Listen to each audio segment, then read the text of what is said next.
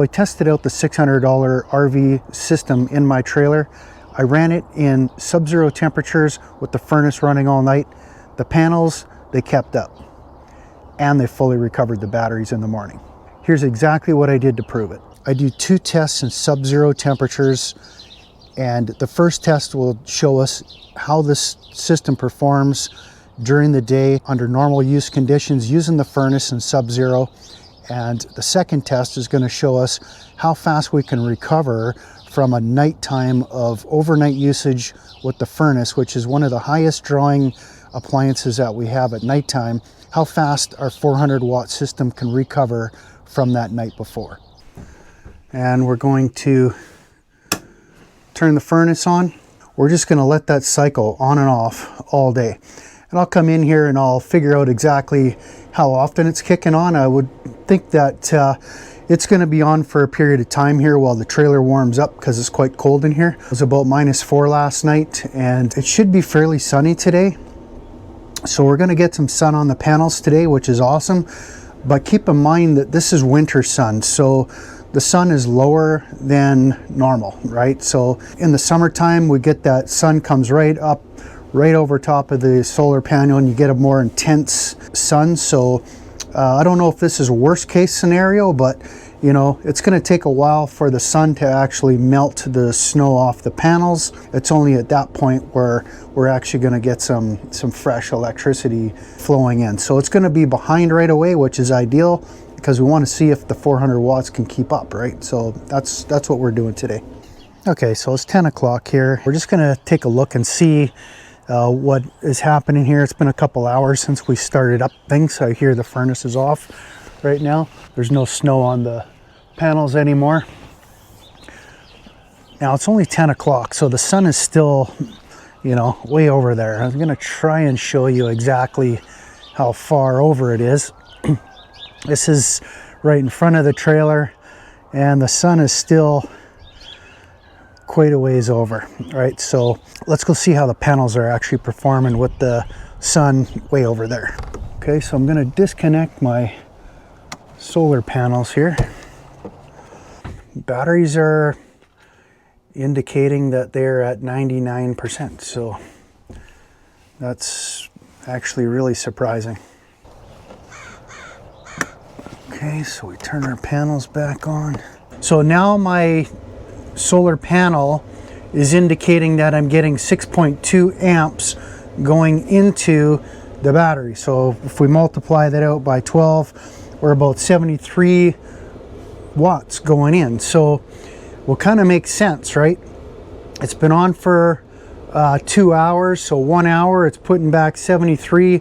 It's just about everything that it's taken out of there already. Wow, that's pretty amazing. And we're not even over top of the trailer yet with the panels, so it'll be interesting to see if we can actually get that thing to charge up more. Maybe I'll run some more appliances here. Let's put some more load on this. Let's get the Starlink and let's get that thing plugged in. Connecting right now, so that will give me another probably 35 to 40 watts of draw. I'm using the standard dish, but we'll be able to tell on the app exactly what the draw is there as well. Power draw is 42 watts currently right now.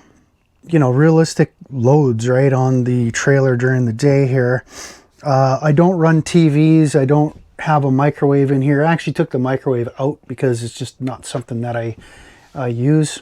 My power inverter itself will actually draw a little bit of amperage there. So there's a little bit more draw. Yeah, I'll be honest with you. I'm actually quite shocked. It's only 8 minutes after 10 and it seems to almost be caught right up here, even with grabbing some extra load. So it's going to be real interesting to see what happens when that sun gets right over top of the trailer. Okay, let's try this again here. We got full sun and we're got about 10.11, 11.2, 11.6, 12, 12.7, 13, nice. 13.2 is about where we topped out at. I don't have my phone with me. It's going to be somewhere around 150 watts, which is not too bad. So we're going to call test number 1 a success. Not only were we able to replenish what we used early in the morning for heating the furnace up first thing, we had excess power. We could plug in the Starlink, we could recharge laptops and all that stuff at that point. So test number 1, definitely a success. I wanted to figure out just how many hours we could actually run the furnace on, because drawing 100 watts through the night with no recharging is definitely going to deplete the batteries by the morning. So let's let it run all night. We'll see if the system can recover from that. It's not supposed to be quite as sunny tomorrow, so it's going to be a real test of a little bit of overcast skies. We'll see if that $600 400 watt system can actually do it. Okay, so I'm just getting ready for bed here. It's about 9:30. Yeah, don't make fun of me, that's just the way it is. I'm looking at the battery voltage right now before I go to bed. The furnace is not running right now, and we've got 12.4 volts. So we got 12.4 on the clock. Let's see where it is at, let's meet here at 8 o'clock in the morning.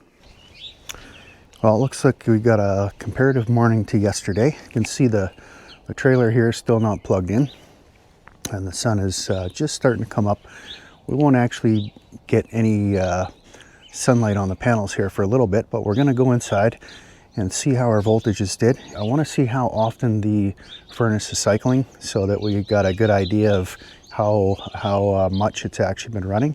Batteries are sitting right now at 12.4, 0 load on the PV, so we're not starting to charge here yet, but the fan's coming on. I'm going to time this here, so it's coming on at exactly 8 o'clock. We'll see how long it's running and then when the next cycle actually kicks in. How much recovery can be done is reliant on a good set of batteries. Right now, I know that my batteries are decent. This will be second year for my batteries, but I do maintain them. So if your batteries are weak or they're old, all that kind of stuff, you probably are not going to last the whole entire night, right? We had 12.4 in the morning after running all night. Temperatures last night were supposed to be -7 for significant hours, so -7, -6 through the night. If your batteries are old, depleted, it might not actually perform as well as mine did. So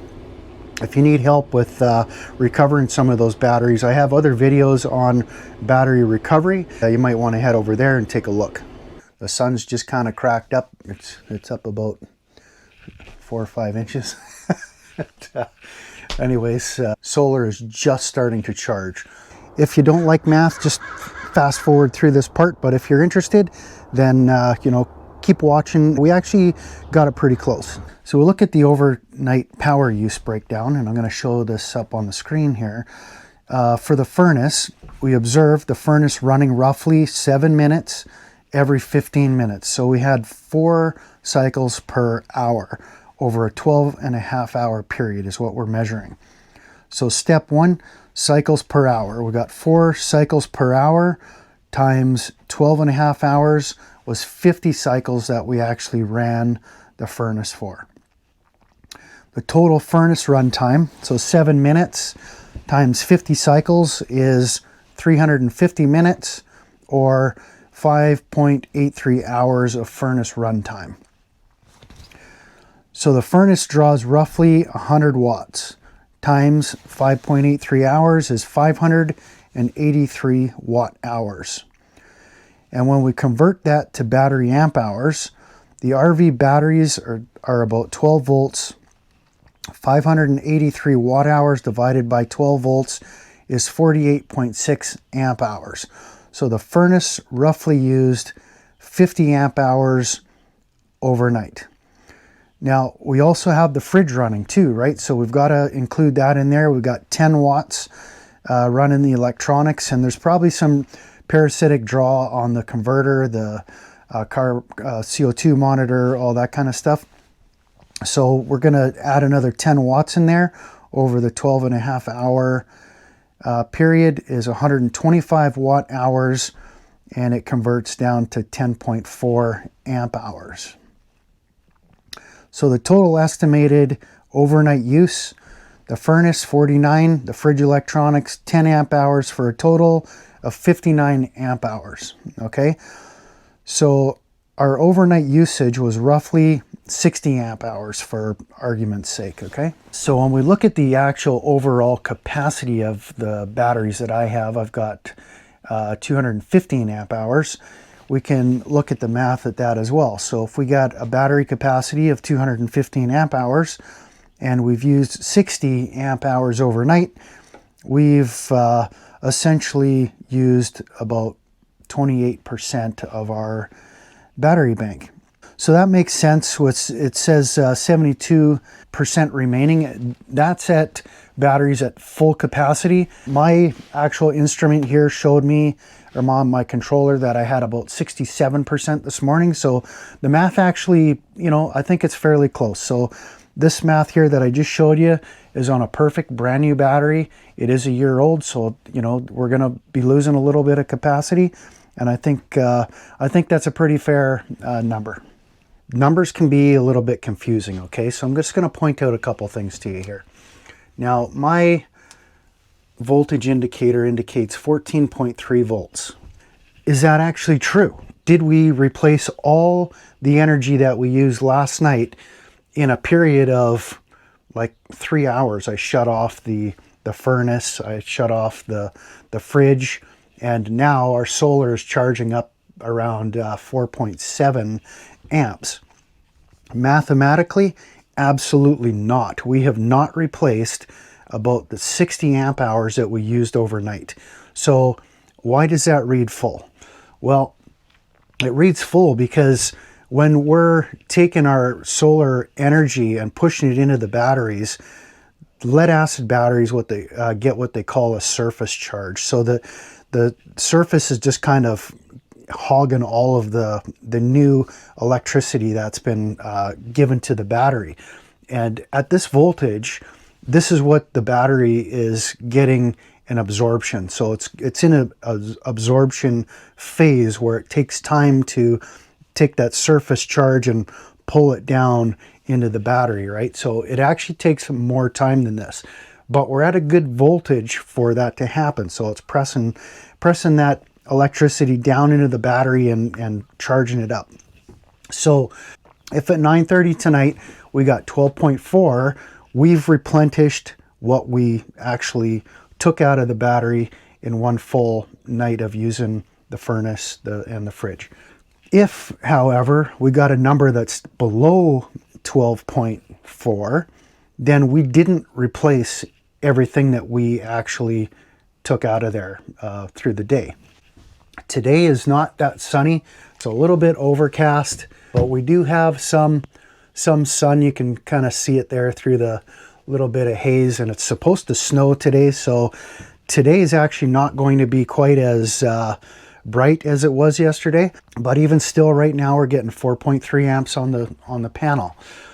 Now, if we end up with a result here that's higher than 12.4, then we've actually replenished everything that we took out of the battery with our 400 watt system. If the number's higher, then we did better than the 60 amp hours that we took out. The true indicator for this test is going to be that nighttime number, right? So really looking forward to that. And the next time you see me on camera, that's what we're going to be. We're going to be in the middle of the night. Okay, so let's go do the big reveal here, right? We've been waiting to see what our voltage is going to be if we recovered through the day or whatnot. I'm going to show you some evidence of why I know that the panels have not been charging here. So we're in Canada here and things can drastically change, right? So we've got a little bit of snow happening here right now, and you can see the panels are absolutely covered in snow. Let's go and see what we got for numbers here, because this will be good. We're looking for something over 12.4. And what do we got?